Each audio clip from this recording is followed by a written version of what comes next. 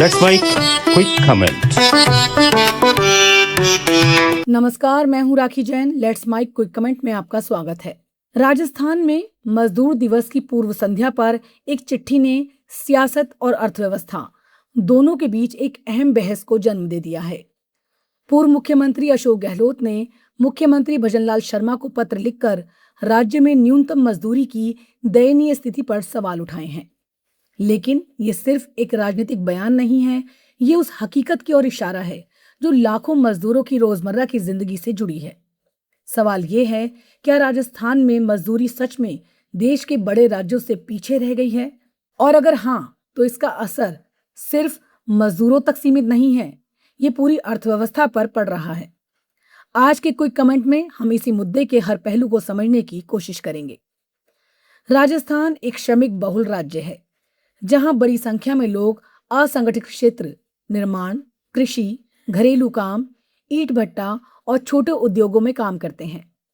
ऐसे में न्यूनतम मजदूरी सिर्फ एक आंकड़ा नहीं, बल्कि जीवन यापन का आधार होती है।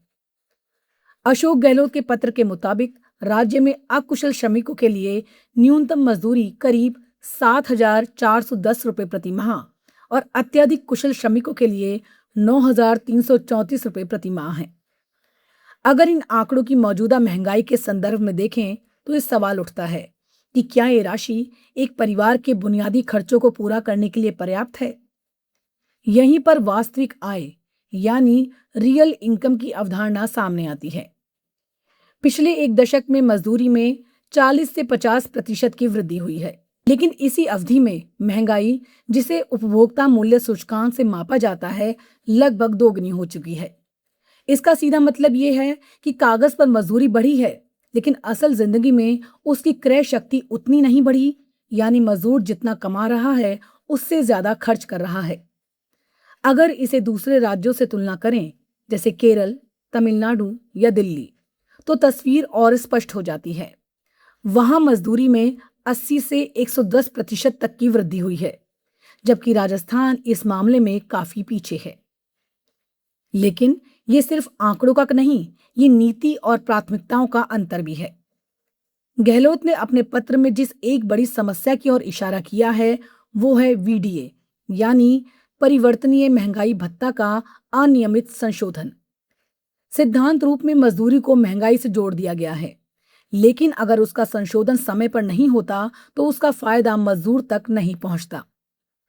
दूसरी बड़ी बात, राजस्थान में अभी असूचीबद्ध रोजगारों के लिए एक ही न्यूनतम मजदूरी दर लागू होती है, जबकि हकीकत यह है कि कृषि, निर्माण, घरेलू काम या हस्तशिल्प, इन सभी क्षेत्रों की परिस्थितियां और लागत अलग अलग होती है।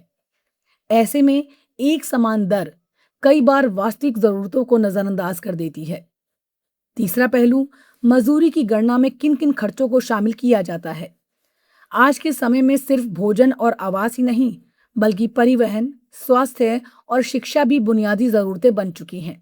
लेकिन अगर इन्हें मजदूरी तय करने के फार्मूले में शामिल नहीं किया जाता तो मजदूरी वास्तविक जीवन की लागत से पीछे रह जाती है। अब सवाल यह है कि समाधान क्या हो सकता है।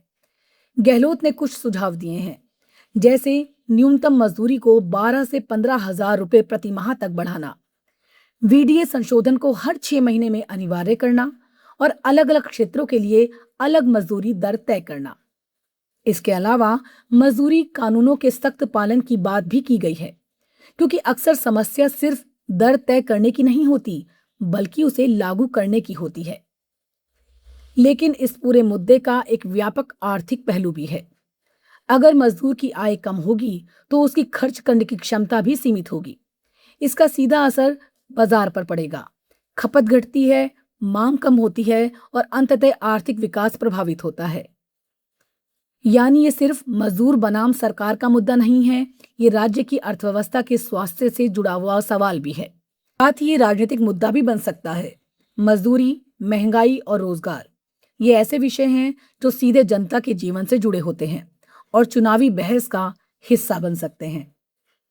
तो क्या राजस्थान में न्यूनतम मजदूरी की मौजूदा स्थिति वाकई चिंता का विषय है, या ये सिर्फ राजनीतिक नजरिए से उठाया गया मुद्दा है? सच शायद इन दोनों के बीच कहीं है। लेकिन इतना तय है कि अगर मजदूर की जेब खाली होगी तो अर्थव्यवस्था भी कमजोर पड़ेगी। अब नजर इस बात पर होगी कि सरकार इस मुद्दे को कैसे देखती है, एक आलोचना के रूप में या एक अवसर के रूप में, क्योंकि अंत में किसी भी राज्य की असली ताकत उसकी इमारतें नहीं, उसके मजदूर होते हैं। क्विक कमेंट में फिलहाल इतना ही। जुड़े रहिए लेट्स माइक के साथ। नमस्कार।